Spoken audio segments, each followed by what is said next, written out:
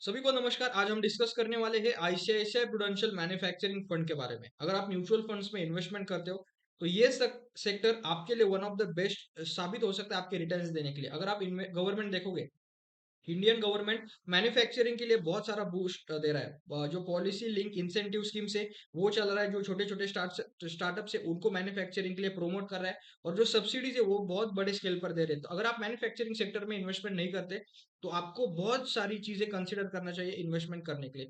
यहाँ तक अगर आप वीडियो देख रहे हो तो चैनल को प्लीज सब्सक्राइब करना। एक छोटी सी रिक्वेस्ट है कि 60 सब्सक्राइबर से उसे प्लीज 100 तक लेके जाना, राइट। और आपको कुछ अच्छा लगा हो, एनालिसिस अच्छा लगा हो, तो चैनल को प्लीज लाइक करना। अभी इमीडिएटली स्क्रीन के ऊपर चलते हैं। स्कीम का नाम है ICICI prudential manufacturing fund, ICICI AMC का है। अगर आप रिटर्न देखते हो, अब पहले तो एएम देखे, एसेट अंडर मैनेजमेंट, लगभग 6,000 करोड़ का ये फंड पैसा मैनेज कर रहा है। एज है लगभग 6 साल। आपका एग्जिट रोड है 1% और एक्सपेंस रेशियो 0.73%। एक साल का अगर आप रिटर्न देखते हो तो 68% का रिटर्न है, 3 साल का रिटर्न 33%, 5 साल का रिटर्न 30%। मैन्युफैक्चरिंग जो सेक्टर है वो one of the best sector रहता है। अभी मैं आपको ये चीज बताता हूँ, ये फंड में इन्वेस्टमेंट कब करना है। मैं ये चीज आपको कोई कब नहीं बताएगा, मतलब ये एनालिसिस कोई नहीं करते। जैसे मैं इक्विटी रिसर्च एनालिस्ट का काम करता हूँ तो हम सेक्टरल एनालिसिस करते हैं। तो एक कोरिलेशन होता है कि इकोनॉमी कैसी चल रही है और इकोनॉमी के उस सिचुएशन में सबसे फेवरेबल सेक्टर कौन सा रहता है। तो आपको मैं छोटा सा कंक्लूजन या छोटी सी आइडिया देता हूँ। जब भी मार्केट में रिसेशन के बाद का समय जो आता है, मान लो कोरोना था, रिसेशन का समय था, स्पेंडिंग कम थी। जब रिसेशन के बाद का जब समय आता है तब आपका इन्वेस्टमेंट हमेशा मैन्युफैक्चरिंग सेक्टर में होना चाहिए, ऑटोमोबाइल सेक्टर में होना चाहिए, क्योंकि गवर्नमेंट के लिए manufacturing sector one of the boost boost देता है एम्प्लॉयमेंट के लिए। एम्प्लॉयमेंट के बाद आता है रेवेन्यू। जब मैन्युफैक्चरिंग होगा नहीं तो रेवेन्यू आएगा नहीं, जो लोगों के पास पैसा नहीं आएगा तो एम्प्लॉयमेंट भी कम रहेगी। तो गवर्नमेंट खुद मैन्युफैक्चरिंग सेक्टर को बूस्ट करता है। तो कब इन्वेस्टमेंट करना है? जब रिसेशन खत्म होता है और तब आपको इन्वेस्टमेंट करना चाहिए।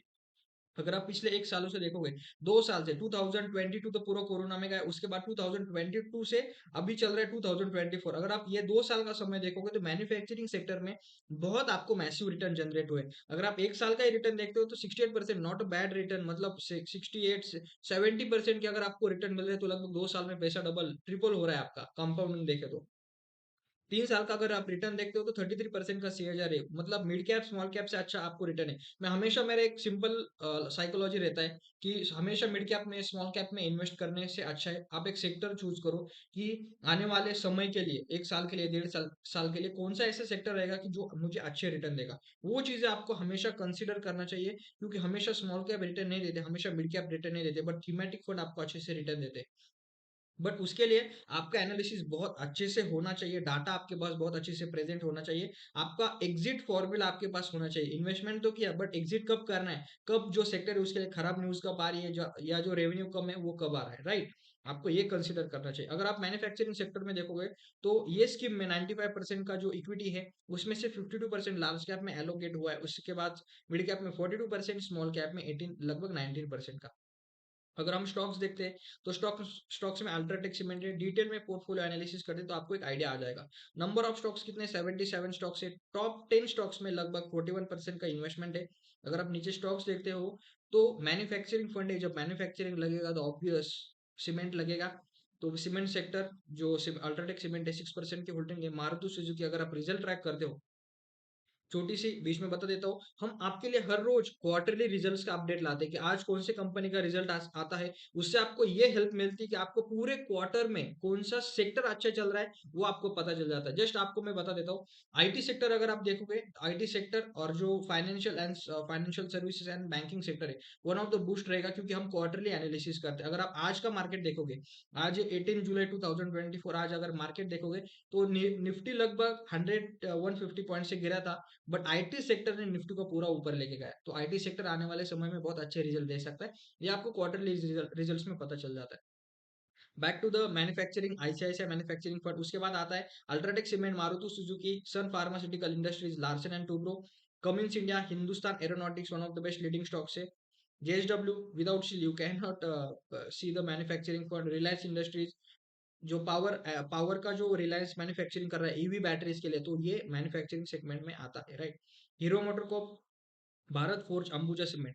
तो ये चीजें आपको कंसीडर करना चाहिए। यहाँ पर आपको ऐसा कोई भी स्टॉक नहीं दिखेगा कि जो बहुत ओवर वैल्यूड है, क्योंकि जो आईसीआईसीआई का जो फंड मैनेजमेंट है वो बहुत अच्छे से ओवर, उनका बहुत सिंपल फंड है। 1-2% कम रिटर्न मिलेगा तो भी चलेगा, बट ओवर वैल्यूड स्टॉक में या फिर हायर वैल्यूड स्टॉक में इन्वेस्टमेंट नहीं करते वो, राइट। तो लास्ट में ये कंक्लूजन रहेगा, क्या इस फंड में इन्वेस्टमेंट करना चाहिए? 100% इन्वेस्टमेंट करना चाहिए। क्या इस सेक्टर के लिए एग्जिट फॉर्मूला होना चाहिए? मेरे ख्याल से एग्जिट फॉर्मूला होना नहीं चाहिए, क्योंकि मैन्युफैक्चरिंग सेक्टर इंडिया की अभी $5 ट्रिलियन इकोनॉमी है, आने वाले समय में वो 20 ट्रिलियन 25 ट्रिलियन हो जाएगी। तब तक के लिए आपको होल्ड करना है, क्योंकि विदाउट मैन्युफैक्चरिंग आपका जीडीपी ग्रो नहीं करेगा। ये चीजें कंसिडर करना है। पर capital income without manufacturing grow नहीं करेगा।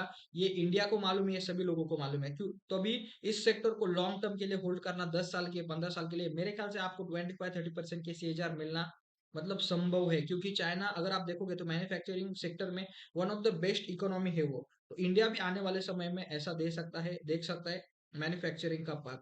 तो आपको इस फंड को होल्ड करना है। बट अगर आपका एग्जिट फॉर्मूला है, तो आपको जब भी मार्केट में रिसेशन आता है कि लोग कम स्पेंडिंग कर रहे हैं, जो इन्फ्लेशन का डाटा बढ़ रहा है, तब आपको ये फंड को एग्जिट करना चाहिए। ऐसा आपका एग्जिट फ्रेमवर्क होना चाहिए। बट मैं 99% आपको रिकमेंड नहीं करता। एग्जिट फ्रेमवर्क होना चाहिए आपको लॉन्ग टर्म के लिए, 10 साल, 20 साल, 25 साल के लिए होल्ड करना चाहिए। क्योंकि आने वाले 2020 2040-45 तक इंडिया की जो $1 ट्रिलियन इकोनॉमी है, वो 15 ट्रिलियन डॉलर या $25 ट्रिलियन वहां तक पहुंच सकती है। तो आपको ये फंड को लॉन्ग टर्म के लिए होल्ड करना है। एनालिसिस अगर अच्छा लगा होगा तो छोटी सी रिक्वेस्ट है, चैनल को प्लीज सब्सक्राइब करना। कुछ कमेंट्स, कुछ क्वेरी हो तो कमेंट्स में पूछना, और वीडियो को लाइक करना। वीडियो देखने के लिए thank you very much. Have a great day. Thank you.